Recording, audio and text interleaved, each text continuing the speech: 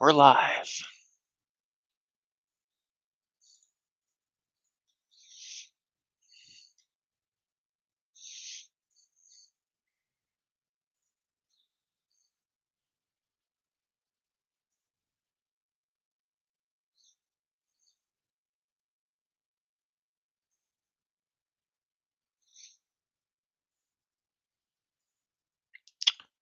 Choo, choo, choo, choo, choo.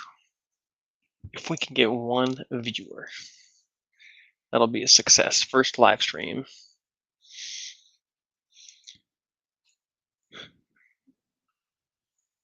Let's see.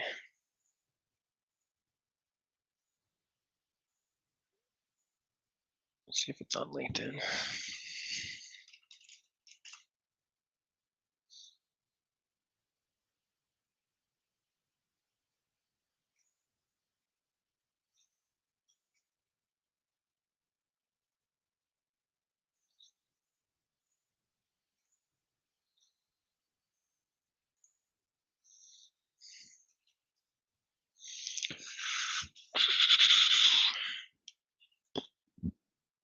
All right.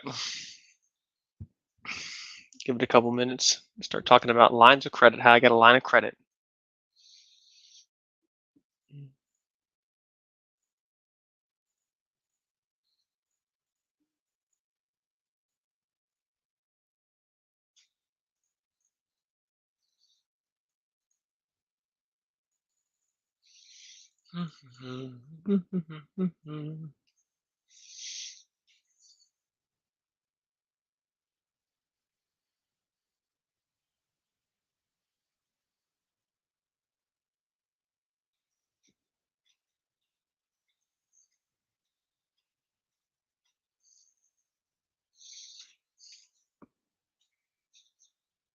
Testing, testing, testing.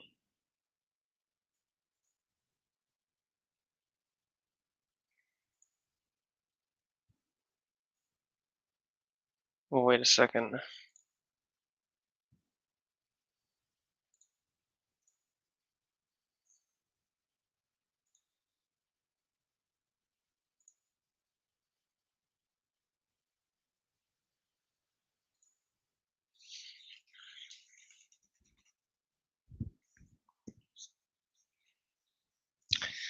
All right. So we're going to be talking about line of credit strategy. My name's Dan Cohan. Daniel Kohanowitz is my name, and you can find me at Dan Cohan or Real Dan Cohan on Instagram and TikTok, and then Dan Cohan on YouTube.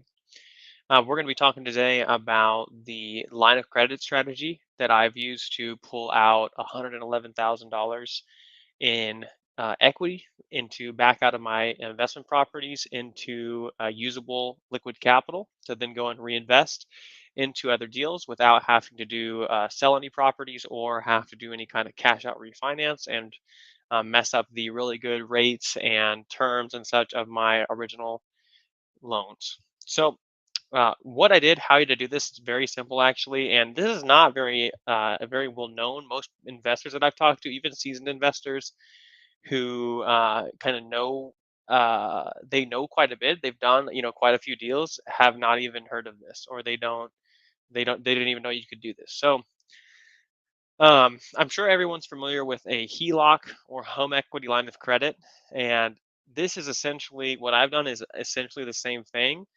With just a few caveats. So it's the same principle. It's basically just going to your existing house that you live in, and with a HELOC, you would get a line of credit against that. So typically, they'll give you sometimes even 100% of the equity in your house as a line of credit. How lines of credit are usually set up is they are simple interest loans where they're only charging you based on however much you pull out of your borrowing base. And so, like, say you pull 10,000 out, say the interest is 6%.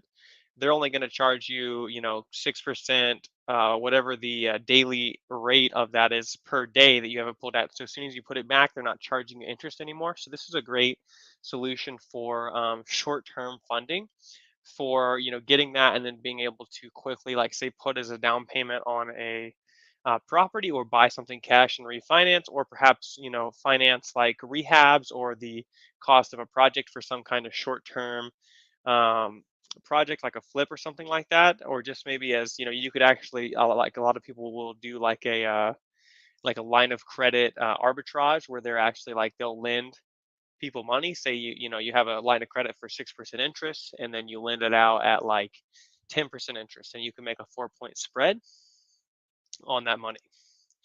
And so this is advantageous for a variety of reasons, as you can quickly see, is essentially as good as cash. You just call your banker up. Some even have like a credit card off of it or a debit card, and you can even write checks off of the line of credit.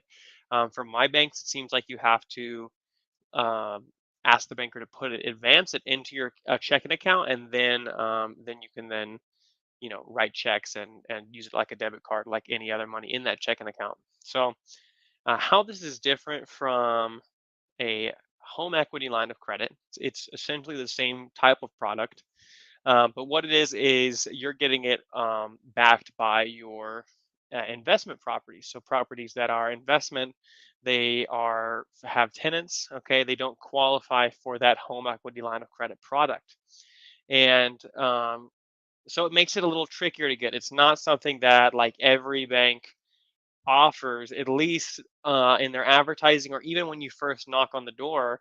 A lot of banks will tell you that they can't do it, or that they don't offer something like that. Well, I talked to a lot of banks, like probably a dozen banks in my area to do this, and I got one that finally did it, and then I had another one that did it as well.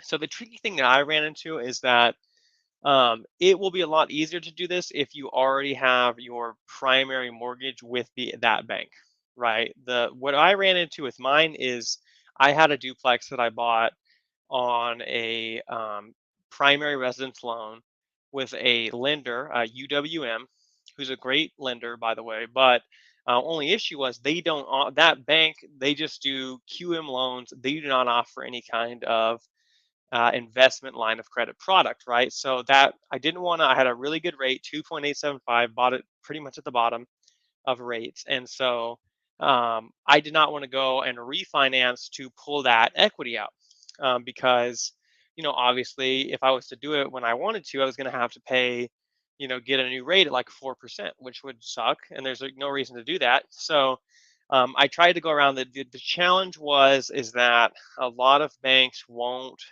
they don't want to do second lien loans. Okay, they don't want to do second lien loans. And if you don't know what liens is, you have different lien holders on property. So like when you get a mortgage, like say you go buy a property, the bank comes in that gives you the money. Like say your 80% loan, they are going to be a lien holder, the first position lien holder on that property. Which means that what a lien holder means is whoever is a lien holder gets money before you get money as the owner, right? So if I go to say I buy a house for 100 grand, get a loan for 80 grand. If I go then sell it for 100 grand, again, then the bank actually gets their 80 grand back before I get my 20 grand, right? And that's to secure their position against your assets so that they feel comfortable lending to you, because the bank's whole objective is to earn interest and mitigate risk, right? They want to know that no matter what, even if you default and the market drops 20%, they're going to be able to get their money back and still not lose. Okay, banks are very conservative by nature, so their objective is to not lose. So I did find a bank, a local bank. Relationships are going to be key, guys. It's going to be You really need to, especially with local bankers. It is not like it is not there. They have underwriting guidelines for sure, and you have to meet those, but it is very much a relationship type situation. When usually when you're beginning in your real estate investing, and you're mostly going to be dealing with like broker loans or QM loans, which are loans that essentially a bank will give you, but then they will immediately sell on the secondary market. The bank is essentially like selling loans, right? They do the loan for you, they sell it to another person, they make it a spread, and it's like a product for them. But in banks, local banks for investment type of loans are keeping those in house, so they're a lot looser on their guidelines. They don't have to fit in this stringent buy box that they would have to fit in if they were going to resell that packaged product, right? So if you get a relationship with a banker and they know you, they trust you, and they see the assets that you have, they can be a lot more discretionary about giving you loans. Not that you still need to be a good borrower and stuff like that, but like you with those kind of relationships, you can turn no's into yeses. So that's what I did. So I couldn't find any bank that would give me a second lien holder position a line of credit when they weren't the first lien holder position. So I'm like, should I give up? No, I didn't give up. I actually went ahead and just called more banks. Eventually, I ended up calling a local bank, Nottoway Valley Bank, and they are in the North Kansas City area. They're actually North Kansas City is like the southernmost branches. So, but I'm sure there's local banks in your area. I've heard of other investors doing this in other areas, other states. A lot of banks will do this product. Okay. And what they ended up doing is giving me a line of credit down to 75% LTV for the total amount of liens on the property. So what that means, like say the property is worth 100 grand, the existing mortgage is 50,000, right? They would have given me a $25,000 line of credit, so that the total debt on the property was only 75,000. And that way, even if the property drops 25% in value, which is very difficult to do, then they would still, not lose money, right? So that's what they ended up doing. So I had the property. I bought it for 255, and then, in 2020, October of 2020, I paid 255 for it, and then I got a loan for I put 20% down, so I had about 50,000 in equity. The property then I got it reappraised in the beginning of this year and it appraised for 340,000. Okay, so that is a gain of $85,000 in equity just from holding it and upping the rents and holding it for under 2 years. So about, you know 14 months or so. It appreciated $85,000. Okay, so took that to the bank. We did that appraisal. Then they took it. They said, "Hey, you've got a loan for." Um, at the time, it was like 201,000. The balance at the time, probably a little bit less than that. Maybe just let's just say 200,000 for round numbers. So then they went ahead and are like, "Okay, looks good, looks good. We're going to go ahead and give you a line for I think it was $50,000, a $50,000 line of credit." So what that means is they give me a line for $50,000. So what's that total? Let's just say the balance of the first mortgage is 200,000. So 250,000 divided by 340,000 is a 73.5% LTV, right? So that's pretty conservative. So essentially 75%. They just rounded down a little bit. So 73.5% LTV. So the bank was comfortable, even in a second lien, lending me that much because for them to lose money, the property would have to drop 20. They felt, well, first off, they felt comfortable with me as a borrower that I was going to pay them back, which of course I have. But worst case, they're probably not going to lose money because there's no way that that property is going to drop that much. It's in a good area, good location, good quality, very, well kept and things like that. So they went ahead and did that. Now, typically, ideally, what you would do and what we're doing now is it's harder for us to get the QM loans just because we are just have so much going on. So what we would do now is go to bank and just get like say Central Bank of the Midwest or Nottoway Valley or something like that. Get the first lien mortgage for that's a fixed payment, fixed term type of loan, and then come on the back end and then get a line of credit. So that way, if the property were to go up in value, and they'll just reappraise it, and they'll be like, okay, whatever the difference is between that and 75% LTV, we'll give you as a line of credit. So that's how I went ahead and got then my second line of credit, almost like a month after the first one, is I went and bought a triplex and got the first loan with the bank, Nottoway Valley. And then I went ahead and did some capital improvements, put in some kitchens in the property and improved the property, filled it up with tenants, rented it all out, stabilized. Lenders like to see that. They like to see stabilized property. So now the property is making I bought it for 142. I rented it out. It was grossing. It's grossing, and it's even now grossing about 2,100 a month. Okay, and so that's pretty good. That's like a 1.5% rule, right? So they brought in an appraiser and got it appraised for after the improvements have been made. It's been about $7,000 on improvements. Put a 28%. a $28,000 down payment. So all in, I'm into it for about 28,000. Okay, or a 35,000 rather. So then they go in. It's like, hey, you've improved it. They do another appraisal, and they appraise it for 187. Okay, for this triplex, which is pretty conservative, honestly, when it's bringing in 210,000 in cash flow. That is, pretty conservative appraisal to begin with. But I was happy because I had only bought it for 142 and only done 7,000 worth of work. So my, cost basis is like 149, right? And so then I'm like, okay, awesome. It's now worth more. It's got tenants. It's great. Awesome. Like, why don't you give me a line of credit for the difference in the um, my first mortgage and 75% LTV? So you're like, okay, sounds good. So they go ahead and give me a line of credit for $35,000 on that property, which is awesome. So they go ahead and do that, and so that's how I got a $35,000 line of credit, and I just spent 35,000. So not a month later, I had all that money available again in cash, which is pretty awesome. So have the now the money, and that is how you can like really quickly. And then the cool thing about these lines of credit is that they are very cheap to set up. Right? Um, it's not like a mortgage loan where you're going to pay like a lot of money in interest or a lot of money in points, and typically the interest is very cheap because again guys, this is very safe for the banks because um, it's backed by real estate. They're only collateralizing you up to 75% LTV on small single families and multifamilies and stuff like that. So it's a very safe deal for the bank, and so therefore they're going to give you a very low rate because typically the lower the risk, the lower the rate. The higher the risk, the higher the rate.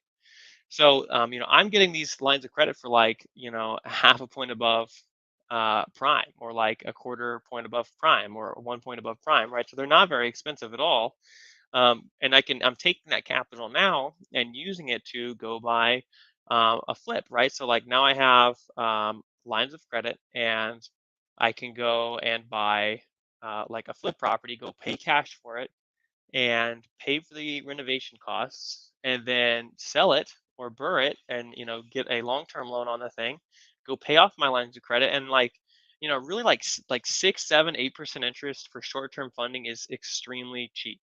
When you're going to go to like most places, like a hard money lender is probably the most common. You're going to pay like right now, especially like 10% minimum, right? Like 10, 12%. And honestly, the interest on a short-term loan isn't the worst part. It's the points up front, because a lot of these places are charging you 2, 3 points plus fees, plus draw fees. So that by itself is probably going to be your biggest expense. Right there, you're already spending $5, 6 thousand in lender fees for a very short-term loan, right? When you could go and get 100 grand at 6% for 3 months, that's only 6 grand divided by four. You're only spending, um, what does that end up being? Like $1,500? Yeah, so you're spending $1,500 in financing fees, which instead of like 10,000, right? So that is an extremely cost-effective way to finance your short-term projects, and that's being very